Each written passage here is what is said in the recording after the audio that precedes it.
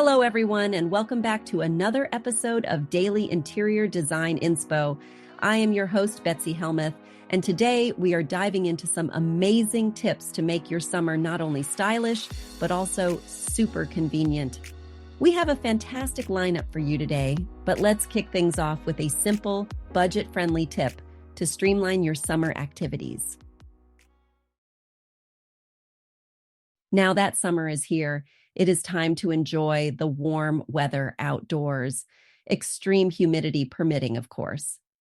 When inspiration hits to go on a hike or a picnic with friends, the last thing you want to be doing is running around your home looking for bags, blankets, and sunscreen. That is why I like to keep a bin stocked with my summer must-haves near my door in a coat closet. Doing so reduces the friction of getting outside and enjoying those long, easy-going days that stretch into the night.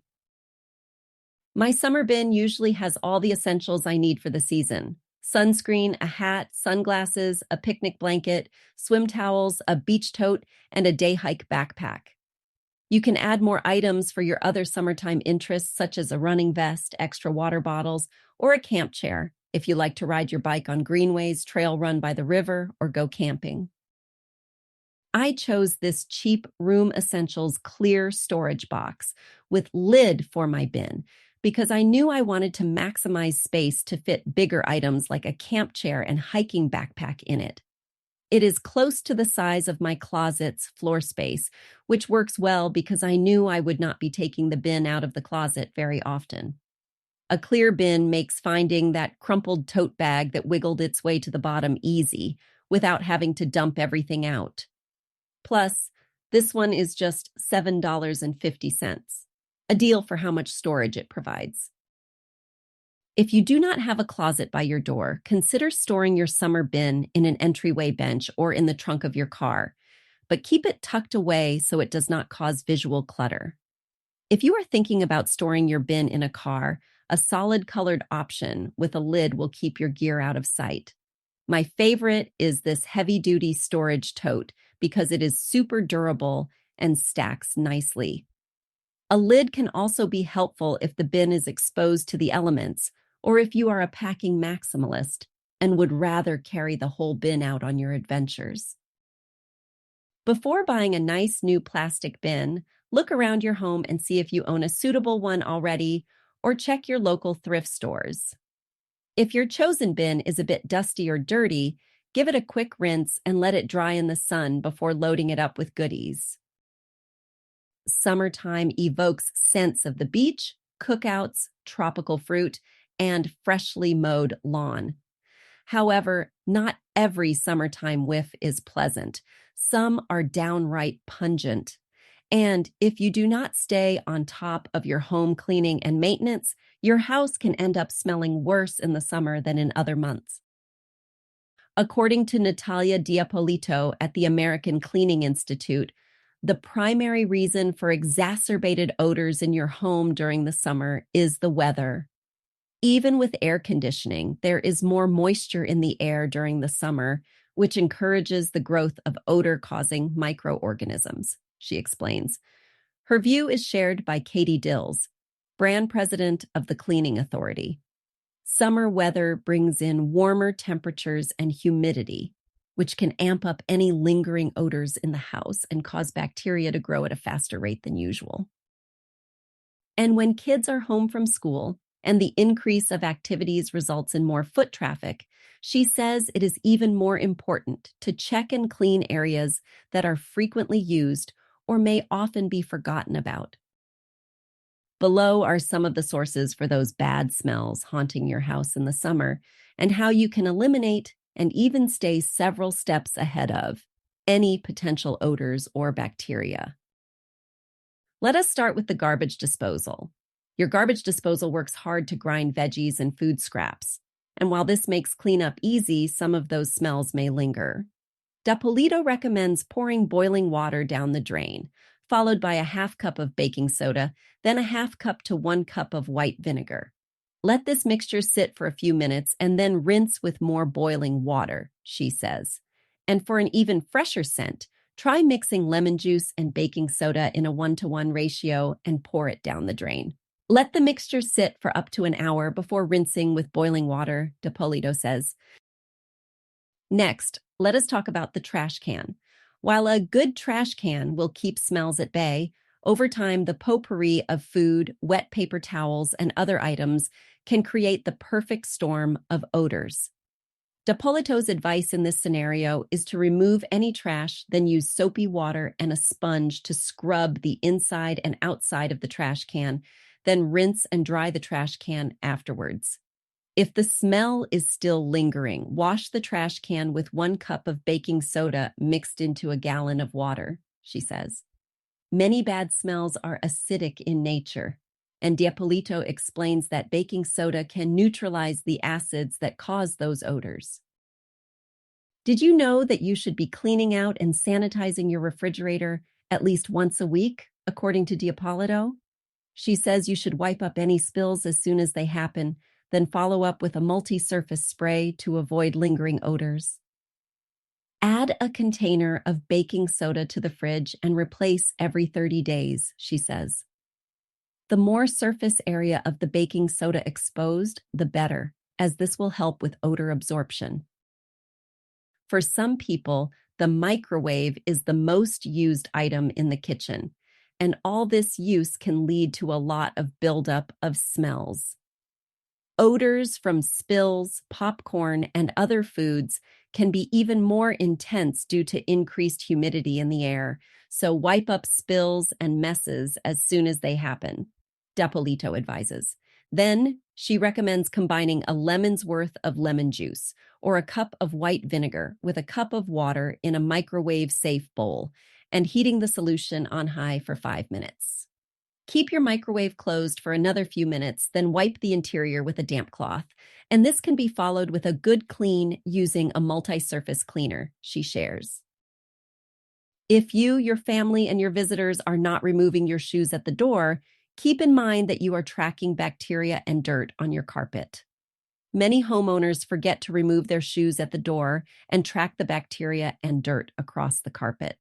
Not only can a buildup of grime break down your carpet fibers, but it can also harbor pollutants that may make you sick, and it can cause odors to build up, warns Dills. She recommends vacuuming at least twice a week, along with a thorough steam cleaning every 6 months, or more minimally, on a yearly basis. Whether you have kids spending more time at home due to school being out, or you are just spending extra time in the air conditioning, you may be using your couches more often. If you lift up a couch cushion, Dills says you will be stunned at how many crumbs and remnants of dirt are underneath and also scattered along the exterior of the cushions. She recommends vacuuming bi-weekly and also rotating your cushions. Deep cleans are only needed about once a year, but make sure you check the sofa's cleaning code using the tag, which is typically located under the cushion, before you get started. Dills explains the codes as follows. W. This code means the upholstery should only be cleaned with a water-based cleaner. A type of sofa with this code is usually the most durable and easiest to clean. S. This code stands for dry clean solvent only and will not react well to water. If you need to spot treat for a stain, there are dry clean only products available, but we would recommend getting it professionally cleaned. SW. As you may have guessed, this code allows for the use of both water-based cleaners and dry cleaning solvents. Those throw pillows on your sofas and chairs that you lean back on, put your feet on, hug, and drop on the floor need to be cared for as well. In fact, Dills says they should be thought of as an extension of your couch. If you are going to vacuum your sofa bi-weekly, also vacuum your throw pillows since dust and crumbs can soak into the fibers, she says. She also notes that some pillows have removable covers, which can be tossed into the washing machine. Window treatments, like curtains and drapes, are easy to overlook as objects that need cleaning. Many homeowners assume they are not dirty, and while we may not directly interact with them, curtains can accumulate dust and odors from around the home and need to be cleaned, Dills explains. Some people wait until spring cleaning to tend to window treatments, but you should really clean them every season. However, Dills warns that you need to know the care instructions to determine if you can toss them in the washing machine or send them to the dry cleaners. If you have pets, launder their beds and blankets on a weekly basis at a minimum. Wash or wipe down crates regularly, being sure to rinse them completely and dry, and vacuum or dust floors at least once per week, D'Ippolito says. She recommends wiping up accidents as soon as possible and mopping when you can see paw prints on the floor. For pet smells on upholstered furniture, use an enzyme cleaner, D'Ippolito recommends. For stubborn, older stains, steam clean using a handheld steamer combined with white vinegar. Also, D'Ippolito says litter boxes should be scooped daily and the litter should be replaced monthly. Replacing the litter is also a good time to give the litter box a deep clean. Empty it completely, then use warm water and dish soap or a mixture of baking soda and water to wipe down the inside surfaces of the box, she advises. Rinse completely, dry, then replace with fresh litter. While you are sleeping, your body is shedding dead skin, and you may also be sweating and releasing saliva. D'Ippolito warns that common bedroom smells include body odor and dusty or musty scents. Wash bedding regularly and vacuum your mattress, then follow with a fabric spray to neutralize odor, she recommends. In the bathroom, mildew and musty odors are a concern and could be caused by increased humidity levels. When a bathroom is not properly ventilated, this type of growth thrives, and common areas for fungal growth include inside the shower, on walls behind towels or picture frames, or on the ceiling. D'Ippolito advises ventilating the room as much as possible. Use an all-purpose and/or shower cleaner on the hard surfaces in the bathroom, she says. However, if you see large amounts of mold, it is best to bring in a professional. She also notes that scented plug-ins can help cover smells, but warns that they are not addressing the cause of the odor. During the summer, your HVAC works extra hard, and according to Brad Robertson, president of Aries Serve, a neighborly company, it can also produce unpleasant odors if not properly serviced. However, he says that keeping it properly serviced will help it work more efficiently and keep the home at an optimal temperature, which reduces the speed at which organic materials break down. Homeowners should also regularly replace air filters every 30 to 90 days, depending on the needs of the homeowner, he says, while also noting that an improperly sized HVAC system can also cause organic growth like mold and mildew to occur. Another way to deal with odor-causing humidity levels is to use a dehumidifier. This can be a standalone unit or part of the HVAC unit as a whole home indoor air quality solution, Robertson explains. Dehumidifiers reduce the moisture in the air, increase the comfort level in the home, help to reduce mold growth, and increase the efficiency of the HVAC unit.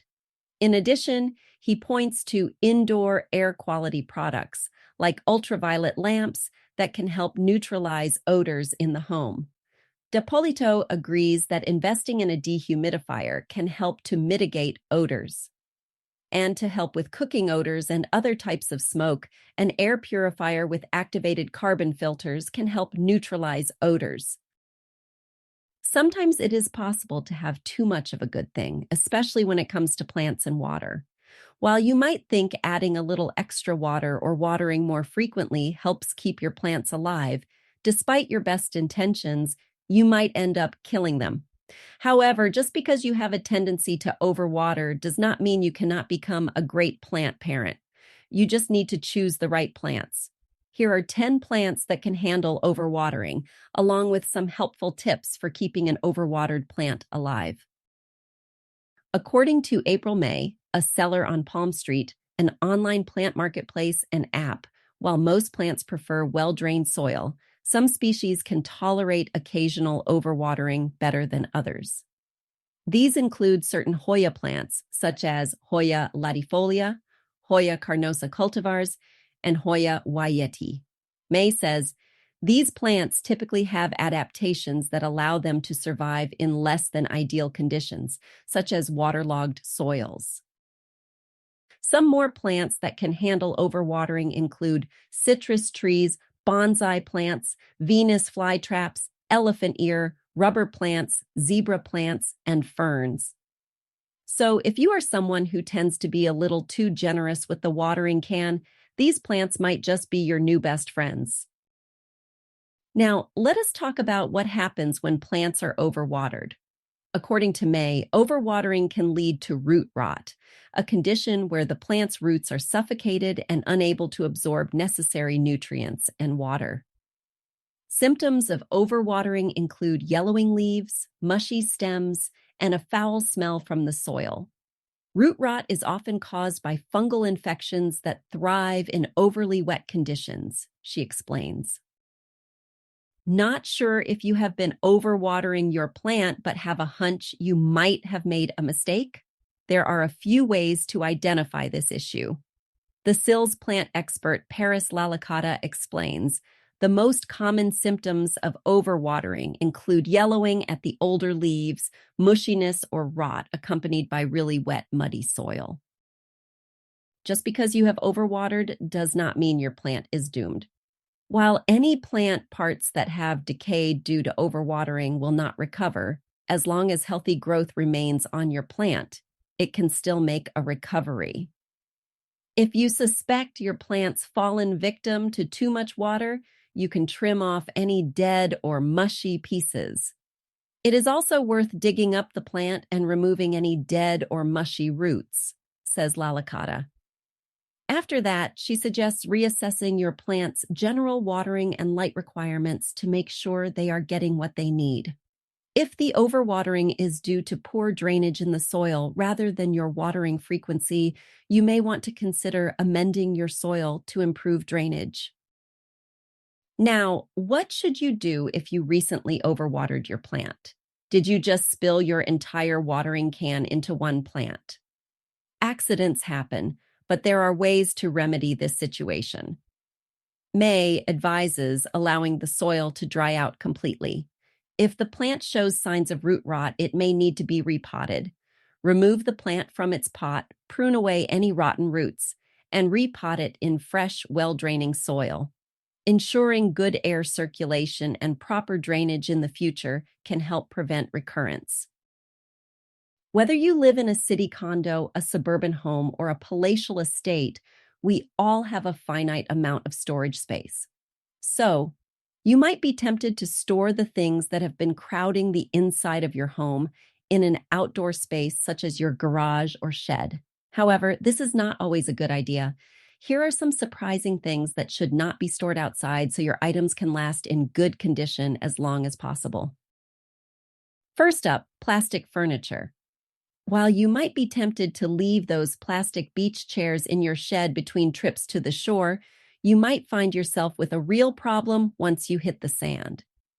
The heat from the sun can cause plastic and vinyl to crack over time, so bring them down to the basement or stash these items in a closet instead. Next, let us talk about batteries. Shantae Duckworth, professional organizer and founder of Shantaeize Your Space, says batteries should be stored indoors. Extreme temperatures can cause batteries to leak or lose their charge. When I work with clients, I recommend keeping any batteries indoors in a cool, dry place to ensure they stay effective and safe, she says. This rule also applies to any device that has a battery in it, such as battery-operated toys, tools, and gadgets. These items can be damaged by moisture and temperature changes. Make sure to store them inside to prevent rust, corrosion, and other damage that can render them useless, explains Duckworth. According to Siobhan Alvarez-Borland, DIY and lifestyle expert, storing paint outside is a bad idea. Paint cans left outside can rust, and the paint can spoil from temperature extremes. I suggest keeping paint in a basement or garage where temperatures are more stable and will not compromise the quality or color of the paint. This also applies to wood stains, which can become damaged from heat. If your home office is feeling a bit crowded these days, you are better off decluttering instead of putting those important papers outside in your garage or shed. Insects, such as silverfish, feast on paper. Not only does this mean you can lose your important paperwork, but it could also lead to an infestation. So keep important documents like Social Security cards and birth certificates inside, and shred paperwork you only think you need, such as tax records, credit card bills, and bank statements, which are typically available online. Speaking of paper, let us not forget about books. Whether it is those textbooks you never got rid of in college, after all, you paid good money for them, or all of those paperback beach reads you enjoy indulging in, sometimes we forget that books are made from paper. So either fill up your shelves indoors or drop off a few boxes at your local thrift shop or library if they accept donated books. If you have been wondering what you should do with your old computer or an obsolete DVD player you no longer use, it is best to have these items properly recycled because wires can attract mice. Rodents are probably the last thing you want to deal with in your garage or shed. We all go overboard every now and then at our local warehouse store, stocking up on canned goods, or finding a great deal at the supermarket on shelf-stable staples like rice or macaroni and cheese. But food needs to be stored inside. The heat can cause canned food to spoil before the expiration date or even freeze during the colder months. Mice and insects can find their way into boxed or bagged food, even if it has never been opened. If these things go bad, you do not end up saving money after all. Finally, let us talk about water bottles. Cases of water can take up a lot of space, so you might be tempted to stack a few in your garage, but this is not a smart move. Over time, heat can degrade the plastic, which can leach chemicals into your water, making it unsafe to drink. Yes, even BPA-free water bottles are made with other chemicals. So make some room in your pantry or invest in a water filter instead. Now, we all know Martha Stewart as the queen of domestic arts, from cooking to decorating and even cleaning. But did you know that she is just as passionate about her outdoor spaces? In a recent Instagram post, Martha showcased some of her beautiful potted plants, and let me tell you, they are just as stunning as her well-known garden-grown hydrangeas and clematis. Martha explained that she loves container plants and likes to keep a collection of interesting specimens in and around her winter house, where she can see them every day. Most of her potted plants are kept in her main greenhouse so they can be monitored and maintained properly. But now that it is summertime, she has a beautiful selection of lemon cypress, Eugenia topiaries, and a variety of herbs displayed in the sunken terrace behind her kitchen. There are so many reasons why Martha loves her potted plants just as much as her garden-grown ones.